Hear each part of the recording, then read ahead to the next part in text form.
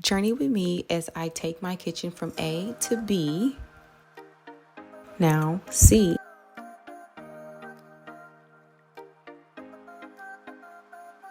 So here's me and my sister. We're trying to remove the countertops with the sink still attached. A rookie move, I know. So when this counter was installed, someone piled up joint compound to assist with the gap between the wall and the countertop, so I had to chisel that out. After realizing that we were working harder and not smarter, we removed that kitchen sink. Once we removed the sink, it was a lot easier to remove the countertop. One of the major issues with the counter installation was that it was not leveled properly, and after removing it, we saw why.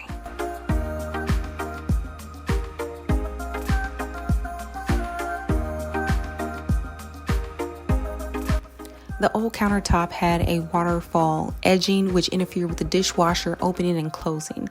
So when the previous owner installed the counter, they nailed wood to the stud and propped the corner up with wooden drywall, creating a 5-degree downward slope, which was not only an eyesore but a pain in my ass because the amateur that I am now have to figure out a way to make everything level for the new countertop.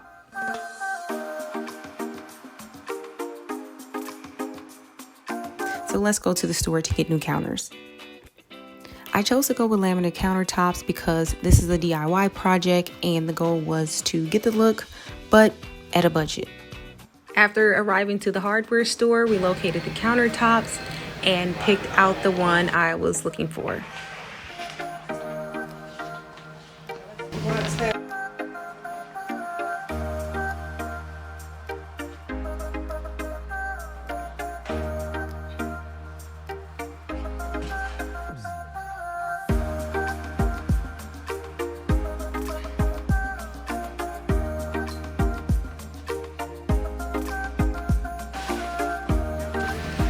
Now for the fun part.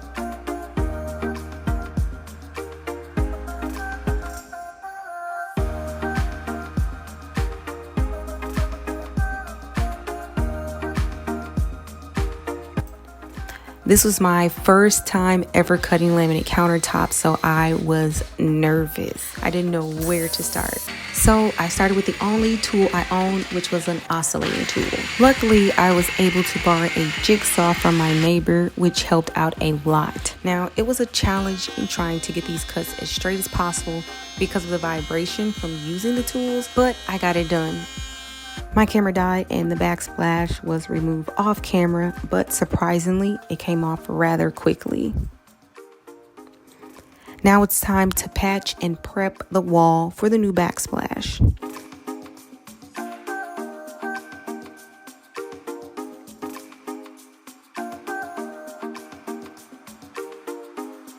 When it came to repairing the drywall, I did the best that I could. I had to be mindful of this black PVC pipe. When it came to large drywall cuts, I created a template with cardboard because this was easier for me. Now, if you ask me, that looks like a damn good cut. Now let's repair some more drywall. And by the way, did I say I'm not a professional? Here is a section that I had to replace in the corner. I start by getting a piece of cardboard and measuring and cutting off as I go. Now, I know this may not be the best or efficient method, but this is the method that worked for me. Again, I am not a professional. Now it's time to caulk the sink area. Now let's go ahead and add the joint compound. I have drywall tape, but the hour was between night and morning and I couldn't find it, so I continue working. Once the wall has been repaired, we'll go ahead and start tiling. So now that I have all of the major damage repaired, I'm gonna go ahead and prep the wall for the next process. Again, here is me using what I have. So I'm going to take this joint compound and mix it in a used joint compound box that I have to mix up some new mud. This was my first time removing and installing backsplash, and I'm not gonna lie, I was high-key intimidated, and that intimidation caused procrastination and made this project 6 years in the making. I quickly learned that professional work comes with a professional price. And because I didn't have thousands of dollars stashed away in some old box TV, I took the risks and betted on myself and capabilities to possibly achieve a semi-professional look.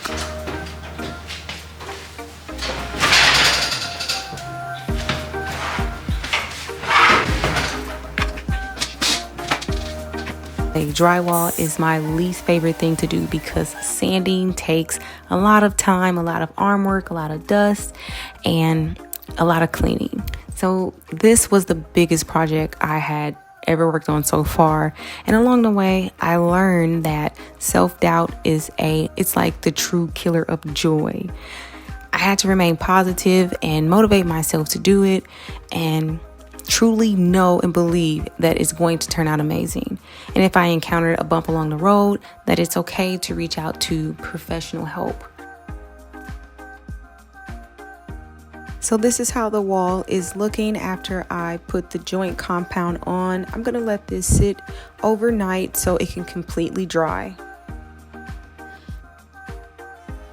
So let's talk about cutting tile. This process was the biggest headache of the entire project. During the process, I remember thinking, why did I ever do this? And I am never doing this again. But once I got around the learning curve, I felt confident in the cuts that I was making. And honestly, I think I might do it again. But all in all, I think it turned out freaking fantastic. And I'm very happy with the results, but more appreciative of the process. And if you're out there watching, I want you to know that you can achieve it as well. This is the semi-completed look. I still have to update the appliances, but all in all, I'm a happy camper. If you like the content that you saw here, don't forget to hit the like and subscribe button. Thanks for watching. See you in the next video.